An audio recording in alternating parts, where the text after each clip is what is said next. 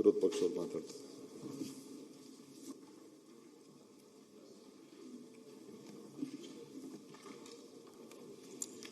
ಸನ್ಮಾನ್ಯ ಅಧ್ಯಕ್ಷರೇ, ತಾವು ತಂದಿರತಕ್ಕಂಥ ಈ ಸಂತಾಪ ಸೂಚನೆ ನಾವು ಅದಕ್ಕೆ ಬೆಂಬಲವನ್ನು ವ್ಯಕ್ತ ಮಾಡಿ ಈ ವಿಧಾನಸಭೆ ಒಳಗಡೆನೆ ನಮ್ಮ ಜೊತೆ ಇದ್ದಂಥವ್ರು ಸುಧಾಕರ್ ಅವರು 5 ವರ್ಷ ಅವಕಾಶ ಇತ್ತು. ಚುನಾವಣೆ ಗೆದ್ದ ಮೇಲೆ 5 ವರ್ಷ ಅವಕಾಶ ಇರ್ತದೆ. ಆ 5 ವರ್ಷನೂ ಅವ್ರ ಕೈಲಿ ಪೂರೈಕೆ ಮಾಡೋಕ್ಕಾಗಿಲ್ಲ. ಮಧ್ಯದಲ್ಲೇ ಅವರು ದೈವಾಧೀನರಾಗಿದ್ದಾರೆ. ನಾವೆಲ್ಲರೂ ತಿಳ್ಕೊಂಡಿದ್ದೀರಿ. ನಾವು ಪ್ರತಿದಿನ ರಾತ್ರಿ ಮಲಗಬೇಕಾದ್ರೆ ಮತ್ತೆ ಬೆಳಗ್ಗೆ ಎದ್ದು ನಾವು ಸಾಧನೆಗಳನ್ನು ಮಾಡಬೇಕು ಅಂತ ಹೊರಟಿರ್ತೀವಿ. ಆದರೆ ನಮ್ಮ ಜೀವನದಲ್ಲಿ ನಮ್ಮ ನೆರಳು ಹೆಂಗೆ ಹಿಂಬಾಲಿಸ್ತೋ ಸಾವು ಕೂಡ ಮಲಗಿದ್ರೂ ಬಿಡಲ್ಲ. ಎದ್ದಿದ್ರೆ ಅಲ್ಲ, ಮಲಗಿದ್ರೂ ಕೂಡ ಸಾವು ನಮ್ಮ ಹಿಂದೆ ಬರ್ತೈತೆ. ಕವಿ ಒಂದು ಮಾತನ್ನು ಹೇಳಿದ್ದಾರೆ, ನಮ್ಗೆ ಬಹಳ ಅಹಂಕಾರ ಬಂದಾಗ, ನಾನೇ ರಾಜ ನಾನೇ ಮಹಾರಾಜ ನನ್ ಬಿಟ್ರೆ ಯಾರೂ ಇಲ್ಲ ಅಂದಾಗ ಕವಿ ಒಂದು ಮಾತು ಹೇಳ್ತಾನೆ, ಒಂದ್ಸರಿ ನಿನ್ಗೆ ಹಂಗೆ ಅನ್ಸ್ದಾಗ ಹೋಗಿ ಸ್ಮಶಾನಕ್ಕೆ ಹೋಗಿ ಒಂದು ರೌಂಡ್ ಹಾಕೊಂಬಂದ್ಬಿಡಪ್ಪ. ಅಲ್ಲಿ ಒಂದು ರೌಂಡ್ ಹಾಕಿ ಒಂದು ಅರ್ಧ ಗಂಟೆ ಕಳೆದ್ಬಿಡು. ಹಿಂಗೆಲ್ಲ ಹೇಳ್ದವ್ರು ಯಾರ್ಯಾರು ಇದ್ದಾರೋ ಅಲ್ಲಿ ಏನಾಗಿರ್ತಾರೆ, ಅವ್ರ ಮುಂದೆ ಒಂದು ಕಲ್ಲು ಮಾತ್ರ ಇರ್ತೈತೆ. ಒಂದು ಕಲ್ಲು ಬಿಟ್ಟು ಅವ್ರ ಹೆಸರು ಬಿಟ್ಟು ಬೇರೆ ಏನೂ ಇಡಲ್ಲ. ಯಾರೋ ಒಳ್ಳೆ ಕೆಲಸ ಮಾಡಿದರೆ ನೀವೇನಾದರೂ ಒಳ್ಳೆ ಕೆಲಸ ಮಾಡಿದರೆ ಒಂದು 4 ಜನ ಹೂವು ಹೋಗಿ ಪ್ರತಿ ವರ್ಷ ಅರ್ಪಣೆ ಮಾಡ್ಬೋದು ಅಷ್ಟೇ, ಒಳ್ಳೆ ಕೆಲಸ ಮಾಡಿದರೆ. ಹಾಗೆ ನಾವಿವತ್ತು ವಿಧಾನಸಭೆಯಲ್ಲಿ ಕೂಡ ಈ ಸಂತಾಪ ಒಳ್ಳೆ ಕೆಲಸ ಮಾಡಿರೋವಂಥವ್ರಿಗೆ ಅವರನ್ನು ನೆನಪು ಮಾಡಬೇಕು ಅನ್ನೋದ್ರ ಬಗ್ಗೆ ಈಗಾಗಲೇ ಮಾನ್ಯ ಮುಖ್ಯಮಂತ್ರಿಗಳು ಅವರ ಆತ್ಮೀಯ ಸ್ನೇಹಿತ ಸುಧಾಕರ್ ಬಗ್ಗೆ ಮಾತಾಡಿದ್ದಾರೆ. ನನಗೂ ಭಾಳ ಸುಧಾಕರ್ ಭಾಳ ಪರಿಚಯ. 2008-09 ನಮ್ಮ ಸರ್ಕಾರ 110 ಸ್ಥಾನ ಬಂತು. 3 ಸ್ಥಾನ ಶಾರ್ಟೇಜ್ ಇತ್ತು ನಮಗೆ. ನಾನು ಜಯನಗರ ನಮ್ಮ ಕೌಂಟಿಂಗ್ ಹತ್ರ ಕೂತಿದ್ದೆ. ಇನ್ನು ನನ್ನ ಕೌಂಟಿಂಗ್ ನಡೀತಾ ಇತ್ತು. ನಂದು ವೆಂಕಯ್ಯನಾಯ್ಡು ಫೋನ್ ಮಾಡಿದ್ರು, ನೀನು ಹೋಗಪ್ಪ ಅಂತ. ಇಲ್ಲ ಸರ್, ನಾನು ಇನ್ನೂ ಗೆದ್ದೇ ಇಲ್ಲ ಅಂತ. ಗೆಲ್ತೀಯ ನೀನು ಹೋಗು ಅಂತ ಹೇಳಿದ್ರು. ನಾನಾಗ ಸುಧಾಕರ್ ಮತ್ತು ವೆಂಕಟಣ್ಣಪ್ಪನವ್ರ ಮನೆಗೆ ರಾತ್ರಿ 10 ಗಂಟೆಯಲ್ಲಿ ಹೋಗಿ ಕೂತ್ಕೊಂಡೆ. ಮನುಷ್ಯ ಬಾಗಿಲೇ ತೆಗ್ದಿಲ್ಲ. ಬೆಳಗ್ಗೆವರೆಗೂ ಈಚೆಗೆ ಬರಲಿಲ್ಲ. ಬೆಳಗ್ಗೆ ಟ್ರಿಮ್ ಆಗಿ ಡ್ರೆಸ್ ಮಾಡ್ಕೊಂಡು ವೆಂಕಟಣ್ಣಪ್ಪ ಅವರಿಬ್ಬರು ಈಚೆಗೆ ಬಂದರು. ಅಲ್ಲಿ ತುಮಕೂರು ಪರಮೇಶ್ವರ್ ಗೊತ್ತು, ಕಾಫಿ ಡೇ ಇದೆ ಮೇನ್ ರೋಡಲ್ಲಿ. ಆ ಕಾಫಿ ಡೇನಲ್ಲಿ ಕೂತ್ಕೊಂಡು ಅವರಿಬ್ಬರ ಜೊತೆ ಮಾತಾಡಿ ಅವ್ರನ್ನ ನಮ್ಮ 2 ಶಾರ್ಟೇಜ್ 3 ಶಾರ್ಟೇಜ್ ಇತ್ತು, ಇಬ್ಬರನ್ನ ಕರ್ಕೊಂಡು ನಾನು ಬಂದಂಥ ಜ್ಞಾಪಕನೂ ಕೂಡ ಇದೆ. ನಮ್ಮ ಸರ್ಕಾರಕ್ಕೆ ಅವತ್ತು ಕೂಡ ಬೆಂಬಲ ಕೊಟ್ಟಿದ್ದಾರೆ. ಅವತ್ತು ನಮ್ಮ ಸರ್ಕಾರ ಬರುವಂಥದ್ದಕ್ಕೂ ಕೂಡ ಸನ್ಮಾನ್ಯ ಸುಧಾಕರ್ ಅವರು, ಸನ್ಮಾನ್ಯ ವೆಂಕಟಣ್ಣಪ್ಪ ಅವರು ಇಬ್ಬರು ಕೂಡ ಭಾಳ ಸಹಾಯ ಮಾಡಿದ್ದಾರೆ. ಅದನ್ನು ಕೂಡ ನೆನಪು ಮಾಡ್ಕೋಣ. ಅವರು ಸಹಾಯ ಮಾಡಿದ್ದಾರೆ. ಅವರಿಂದ ನಮ್ಮ ಸರ್ಕಾರ ಬಂತು. ನಮ್ಮ ಸರ್ಕಾರದಲ್ಲಿ ಮಂತ್ರಿಗಳು ಆಗಿದ್ದರು. ಆಗಾಗ ಸಿಕ್ಕಿದಾಗ ನಾವೆಲ್ಲ ಅವ್ರ ಜೊತೆ ಊಟ ಮಾಡ್ತಾ ಇದ್ದೇವೆ. ಸುಧಾಕರ್, ವೆಂಕಟಣ್ಣಪ್ಪ ನಾವೆಲ್ಲ ಭಾಳ ಬಾರಿ ಅವ್ರ ಜೊತೆ ಊಟಕ್ಕೂ ಹೋಗಿದ್ದೀನಿ. ನಮ್ಮ ಒಳ್ಳೆಯ ಒಡನಾಟ, ಒಳ್ಳೆಯ ಸ್ನೇಹಿತರು ಇಬ್ಬರೂ ಇಲ್ಲ ಅಂದರೆ ನೋಡಿ, ಇಬ್ಬರು ಒಂಥರ ಅಕ್ಕಬಕ್ಕರ ಥರ ಇದ್ರು. ಇಬ್ಬರು ಇವತ್ತು ನಮ್ಮ ಮಧ್ಯೆ ಇಲ್ಲ. ಅವರ ಆತ್ಮಕ್ಕೆ ಶಾಂತಿ ಸಿಗಲಿ ಅಂತ ನಾನು ಬಯಸ್ತೀನಿ. ಈಗಾಗಲೇ ಮುಖ್ಯಮಂತ್ರಿಗಳು ಹೇಳಿದ್ದಾರೆ, ಅವರ ನೆನಪಲ್ಲಿ ನೀರಾವರಿ ಯೋಜನೆಯನ್ನು ತರ್ತೀನಿ ಅಂತ. ಒಳ್ಳೆ ಕಾರ್ಯ. ಈ ಥರ ಒಳ್ಳೆ ಯಾವುದೋ ಒಂದು ಆಸೆ ಇಟ್ಕೊಂಡು ಅವರು ಅದರ ಸಾಧನೆ ಮಾಡೋಕ್ಕಾಗದೆ ಸತ್ತಿರ್ತಾರೆ.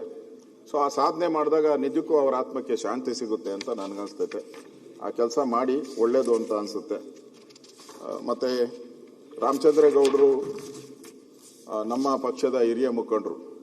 ನಾವೆಲ್ಲ ಸಣ್ಣ ಹುಡುಗರಾಗಿದ್ದಾಗ ನಮಗಿನ್ನೂ ರಾಜಕೀಯದ ಪರಿಚಯನೇ ಇಲ್ಲದಂಥ ಸಂದರ್ಭದಲ್ಲಿ ರಾಮಚಂದ್ರೇಗೌಡರು ನಮಗೆಲ್ಲ ಮಾರ್ಗದರ್ಶಕರಾಗಿದ್ದರು. BJPಯನ್ನು ಕಟ್ಟುವಂಥ ದೃಷ್ಟಿಯಲ್ಲಿ ಅವತ್ತು ನಮ್ಗೆ ಯಾರಾದರೂ ಪೊಲೀಸ್ ಸ್ಟೇಷನ್, ನಾವೇನಾರ BJP ಅವಾಗ ನಮ್ಮ ಸರ್ಕಾರ ಇರಲಿಲ್ಲ, ಪೊಲೀಸ್ ಸ್ಟೇಷನ್ಗೆ ಹೋದ್ರೆ ಬಿಡಿಸ್ಕೊಂಬರಕ್ಕೂ ಯಾರು ಇರಲಿಲ್ಲ. ಆ ಗತಿ ಇದ್ದವರು ಒಬ್ಬರೇ ರಾಮಚಂದ್ರೇಗೌಡರು. ಆ ರಾಮಚಂದ್ರೇಗೌಡರನ್ನೇ ನಾವು ಪ್ರತಿಯೊಂದು ಕಾರ್ಯಕ್ರಮ, ಏನೇ ಕಾರ್ಯಕ್ರಮ ಬೆಂಗಳೂರಲ್ಲಾಗಲಿ ರಾಮಚಂದ್ರೇಗೌಡರನ್ನ ಕರೆದು ಕಾರ್ಯಕ್ರಮ ಮಾಡಬೇಕಾಯ್ತು.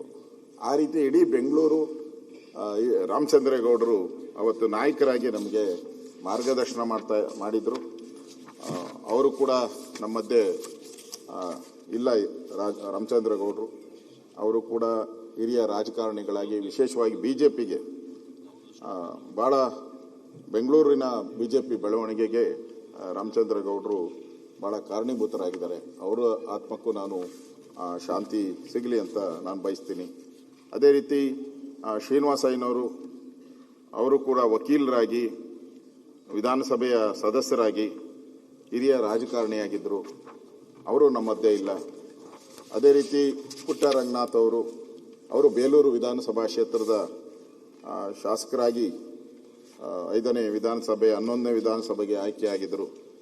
ಅವರು ನಮ್ಮ ಮಧ್ಯೆ ಇವತ್ತು ಇಲ್ಲದೆ ನಿಧನ ಆಗಿದ್ದಾರೆ. ಅವರ ಆತ್ಮಕ್ಕೂ ಶಾಂತಿಯನ್ನು ಕೋರ್ತಾ ಇದ್ದೀನಿ. ಶ್ರೀ ಸೈಯದ್ ಯಾಸೀನ್ ಅವರು ಕೂಡ ರಾಯಚೂರಿನ ವಿಧಾನಸಭಾ ಕ್ಷೇತ್ರದಿಂದ ಆಯ್ಕೆಯಾಗಿ ಹಿರಿಯ ರಾಜಕಾರಣಿಯಾಗಿದ್ದಾರೆ. ಅವರ ಆತ್ಮಕ್ಕೂ ನಾನು ಶಾಂತಿಯನ್ನು ಕೋರ್ತಾ ಇದ್ದೀನಿ. ಅದೇ ರೀತಿ ಶ್ರೀನಿವಾಸನ್ ಅವರು ಕೂಡ ಅವರು ಶಾಸಕರಾಗಿ ಇವತ್ತು ನಮ್ಮ ಮಧ್ಯೆ ಕೆಲಸ ಮಾಡಿದ್ದಾರೆ. ಅವರು ಇವತ್ತು ನಮ್ಮ ಮಧ್ಯೆ ಇಲ್ಲ. ಮತ್ತು ಚಂದ್ರಶೇಖರಪ್ಪನವರು ಕೂಡ ಶಿವಮೊಗ್ಗ ಕ್ಷೇತ್ರದಿಂದ ವಿಧಾನಸಭೆಗೆ ಆಯ್ಕೆ ಆದಂಥವರು. ವೆಂಕಟಾಚಲಯ್ಯನವರು ಅವರು ನಮಗೆ ಗೊತ್ತಿರೋ ಥರ ದೊಡ್ಡಬಳ್ಳಾಪುರ ಗ್ರಾಮಾಂತರದಲ್ಲಿ ಆಯ್ಕೆಯಾಗಿದ್ದರು. ನಮಗೆಲ್ಲ ಭಾಳ ಪರಿಚಯ. ಅವರೂ ಕೂಡ ಅವರು ನಮ್ಮ ಮಧ್ಯೆ ಇಲ್ಲ. ಎಸ್ ಕೃಷ್ಣಪ್ಪನವರು ಸ್ನೇಹಜೀವಿ ಮತ್ತು ಸಜ್ಜನಿಕೆ ಹೆಸರಾದಂಥ ಕೃಷ್ಣಪ್ಪನವರು ಕೂಡ ನಿಧನ ಹೊಂದಿದ್ದಾರೆ. ಅವರ ಆತ್ಮಕ್ಕೂ ಶಾಂತಿಯನ್ನು ಕೋರ್ತೀನಿ. ಇನ್ನು ಹನುಮಂತರಾಯಪ್ಪನವರು ಕಾಂಗ್ರೆಸ್ಸಿನ ಭಾಳ ಹಿರಿಯ ಮುಖಂಡರಾಗಿದ್ದಂಥವರು, ರಾಜ್ಯಸಭಾ ಸದಸ್ಯರಾಗಿ ಕೆಲಸ ಮಾಡಿದ್ದಾರೆ. ಅವರು ಕೂಡ ನಿಧನ ಹೊಂದಿದ್ದಾರೆ. ಅವ್ರಿಗೂ ಕೂಡ ನನ್ನ ಸಂತಾಪವನ್ನು ಸೂಚನೆ ಮಾಡ್ತೀನಿ. ಇನ್ನು ಖ್ಯಾತ ಗಾಯಕಿ ಎಸ್ ಜಾನಕಿಯವರು, ನಾನು ಕೂಡ ಅವತ್ತು ತೀರೋದಾಗ ನಾನು ಅಲ್ಲೇ ಮೈಸೂರಲ್ಲಿದ್ದೆ. ನಾನು ಕೂಡ ಹೋಗಿ ಭೇಟಿ ಅವರ ಪಾರ್ಥಿವ ಶರೀರಕ್ಕೆ ನಮನ ಸಲ್ಲಿಸಿ ಬಂದೆ. ಅಧ್ಯಕ್ಷರ, ಒಂದು ಬೇರೆಯವ್ರಿಗೂ ನಮಗೂ ಇವರಿಗೂ ವ್ಯತ್ಯಾಸ ಅಂತ ಹೇಳಿದ್ರೆ, ನಾವು ರಾಜಕಾರಣಿಗಳನ್ನ ಸ್ವಲ್ಪ ದಿನ ಜ್ಞಾಪಕ ಇಟ್ಕೊಂತಾರೆ. ಕೆಲವರು ಒಂದು 10 ವರ್ಷ ಜ್ಞಾಪಕ ಇಟ್ಕೊಬೋದು, ಕೆಲವ್ರನ್ನ 50 ವರ್ಷ, ಕೆಲವ್ರು 100 ವರ್ಷ. ಈ ಹಾಡು ಹೇಳೋರು ಇದಾರಲ್ಲ, ಇವ್ರ ಜೀವನ ಪರ್ಯಂತ ಅಂತ ನೀವು ನೋಡಿ, ಯಾರನ್ನೇ ಬೇಕಾದ್ರು 1950-40ನೇ ಇಸ್ವಿಯಲ್ಲಿ ಆಡಿರೋ ಹಾಡುಗಳನ್ನ ಇವತ್ತು ಕೇಳ್ತಾರೆ. ಅದು ಅಂದ್ರೆ ಇವ್ರಿಗೆ ಸಾವೇ ಇಲ್ಲ ಅಂತ ಅನ್ಸುತ್ತೆ. ಭಗವಂತ ಇವರಿಗೆ ದಿನನಿತ್ಯ ನಾನು ಈ ಪ್ರಾತಃ ಸ್ಮರಣೆ ಕೇಳ್ತೀನಿ. ನಾನು ಇದು ತಿರುಪತಿ ಇದರದ್ದು ಸುಪ್ರಭಾತ, ಬೆಳಗ್ಗೆ ಎದ್ರೆ ನಾನು ಸುಪ್ರಭಾತ ಕೇಳ್ತೀನಿ. ಸುಪ್ರಭಾತ ಆಡ್ದವ್ರು ಇವತ್ತು ನಮ್ಮ ಫೋಟೋ ಮೊಬೈಲಲ್ಲಿ ಫೋಟೋ ಬಂದ್ಬಿಡುತ್ತೆ. ಅಂದ್ರೆ ಇವತ್ತು ಅವ್ರು ಜೀವಂತವಾಗಿದ್ದಾರೆ. ಇವರು ದೇವರ ವರ ಏನೋ ಗೊತ್ತಿಲ್ಲ, ಆ ಥರದ ಒಂದು ವರವನ್ನು ಪಡೆದಂಥವ್ರು ಜಾನಕಿಯವರು. ಅವರ ಅಲ್ಲಿ ಬೇರೆ ಹುಟ್ಟು ಹೈದರಾಬಾದ್ ಆಗಿದ್ರು, ಆ ಕಡೆ ಆಗಿದ್ರು, ಆಂಧ್ರ ಪ್ರದೇಶ ಆಗಿದ್ರು ಕೂಡ ಅವರು ಗುಂಟೂರು, ಇಲ್ಲಿ ಅವರ ಕೊನೆ ಕಾಲದಲ್ಲಿ ಮೈಸೂರಿನ ಒಂದು ಪ್ರಶಾಂತ ಸ್ಥಳದಲ್ಲಿ ಇದ್ದು ಜೀವನ ಮಾಡಿ ಕೊನೆಯಲ್ಲಿ ಅಲ್ಲಿ ಮೈಸೂರಲ್ಲಿ ಅವರು ಆತ್ಮ ತ್ಯಜಿಸಿದ್ದಾರೆ. ಅವರು ಕನ್ನಡ ಇರ್ಬೋದು, ಬೇರೆ ಬೇರೆ ಹಲವಾರು ಭಾಷೆಗಳು, ಎಲ್ಲ ಭಾಷೆಗಳಲ್ಲೂ ಅವರಿಗೆ ಹಾಡುಗಳನ್ನು ಆಡಿದ್ದಾರೆ, ಜನನಾಗಿದ್ದಾರೆ. ಅಂಥವರು ನಮ್ಮ ಮಧ್ಯೆ ಇಲ್ಲದೆ ಇರೋವಂಥದ್ದು ಬಹಳ ನೋವಿನ ಸಂಗತಿ. ಅದೇ ರೀತಿ ಆಶಾ ಭೋನ್ಸ್ಲೆ ಅವರು ಅಷ್ಟೇ, ಅವರು ಕೂಡ ಹಿಂದಿ ಹಾಡುಗಳಿಗೆ ಬಹಳ ಫೇಮಸ್ ಆಗಿದ್ದಂಥವ್ರು, ಹಿಂದಿ ಹಾಡುಗಳು. ಅವರು ಲತಾ ಮಂಗೇಶ್ಕರ್ ಅವರ ಸಹೋದರಿ ಆಗಿದ್ರು. ಲತಾ ಮಂಗೇಶ್ಕರ್ ಬಿಡಿ, ಇವತ್ತಿಗೂ ಅವ್ರ ಹಾಡು ಹೇಳಿದ್ರೆ ಎದ್ದು ನಿಂತ್ಕೊಬೇಕಾಗಿತ್ತು. ಅಂತ ನೆಹರು ಅವರು ಅವ್ರ ಹಾಡು ಹೇಳಿದಾಗ ಕಣ್ಣೀರು ಹಾಕಿದ್ದಾರೆ. ಅವರು ನಮ್ಮ ಮಧ್ಯೆ ಇಲ್ಲ. ಅದು ಅಂತ ಆ ಕುಟುಂಬದಿಂದ ಬಂತಂಥವ್ರು ಲತಾ ಮಂಗೇಶ್ಕರ್ ಅವರು. ಇನ್ನು ಶ್ರೀಮತಿ ಚೆನ್ನಮ್ಮ ಅವರು ಮಾನ್ಯ ದೇವೇಗೌಡರ ಧರ್ಮಪತ್ನಿಯಾಗಿ, JDS ಕಾರ್ಯಕರ್ತರಿಗಂತೂ ಅವರು ಒಂಥರ ಅನ್ನಪೂರ್ಣೆ. ಮತ್ತೆ ಉಳಿದವ್ರಿಗೂ ಅಷ್ಟೇ. ನನ್ನ ಪದ್ಮನಾಭನಗರದಲ್ಲಿ ಅವ್ರ ಮನೆ ಇದ್ದಿದ್ದು. ಹೋದಾಗೆಲ್ಲ ಪಾಪ ಕಜ್ಜಾಯ ಅದು ಮಾಡಿ ಕೊಡ್ತಾ ಇದ್ರು ನನಗೆ, ಹೋದಾಗೆಲ್ಲನೂ ಕೂಡ. ಅಂದ್ರೆ ಎಲ್ಲರನ್ನೂ ಪ್ರೀತಿಯಿಂದ ಕಾಣೋಂಥ ಒಬ್ಬ ಒಳ್ಳೆಯ ಹೃದಯ ಅಂತ ಇರೋವಂಥವ್ರು. ಮೊನ್ನೆನೂ ನೋಡಿದೆ ಪತ್ರಿಕೆಯಲ್ಲಿ ಬಂದಿದ್ದು, ದೇವೇಗೌಡರು ಮತ್ತೆ ಹೋಗಿ ಆ ಸಮಾಧಿ ಹತ್ತಿರ ಕೂತು ಕಣ್ಣೀರು ಹಾಕ್ತಾ ಇರೋವಂಥದ್ದು. ಅಂದ್ರೆ ಅವರ ಜೀವನ ಒಡನಾಟ, ಬಹಳ ವರ್ಷಗಳ ಒಡನಾಟ. ಕುಮಾರಸ್ವಾಮಿ ಅವರಿಗಿಂತ ಹೆಚ್ಚಾಗಿ ದೇವೇಗೌಡರು ಅವ್ರನ್ನ ಹಚ್ಕೊಂಡಿದ್ರು, ಬಹಳ ಹಚ್ಕೊಂಡಿದ್ರು ಚೆನ್ನಮ್ಮನವ್ರನ್ನ. ನಾವು ಕೂಡ ಹೋಗಿದ್ರಿ ಎಲ್ಲರೂ. ಸರ್ಕಾರನೂ ಕೂಡ ಅವ್ರಿಗೆ ಸಕಲ ಗೌರವವನ್ನು ಕೊಟ್ಟು ಅಂತ್ಯ ಸಂಸ್ಕಾರದಲ್ಲಿ ಎಲ್ಲರೂ, ಮುಖ್ಯಮಂತ್ರಿಗಳು ಎಲ್ಲರೂ ಕೂಡ ಭಾಗಿಯಾಗಿದ್ದರು.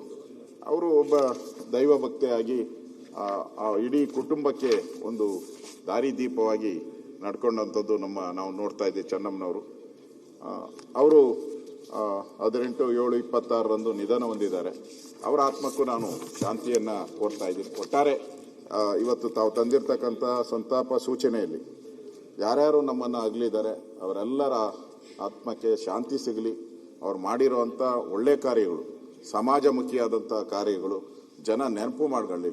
ರಾಜಕಾರಣಿಗಳಿಗೆ ಬೇರೆ ಏನಿದೆ, ನಾವು ರಾಜಕಾರಣಿಗಳು ಇರ್ತೀರಿ, ಹೋಗ್ತೀರಿ, ಆದರೆ ನಾವು ಮಾಡಿರೋ ಕೆಲಸ ಮಾತ್ರ ಉಳಿಯುವಂಥದ್ದು. ಅದನ್ನು ನಾವೆಲ್ಲರೂ ಕೂಡ ಅರ್ಥ ಮಾಡ್ಕೊಬೇಕಾಗಿದೆ. ಅದರಿಂದ ಈ ಸಂತಾಪ ಸೂಚನೆಗೆ ಬೆಂಬಲ ಮಾಡಿ ನನ್ನ ಮಾತು ಮುಗಿಸ್ತಾ ಇದ್ದೀನಿ. ಸನ್ಮಾನ್ಯ ಅಧ್ಯಕ್ಷರೇ, ಏನು ತಾವು ತಂದಿರತಕ್ಕಂಥ ಸಂತಾಪ ಸೂಚನಾ ಒಂದು ಮಂಡನೆಗೆ ನಾನು ಕೂಡ ಬೆಂಬಲಿಸ್ತಾ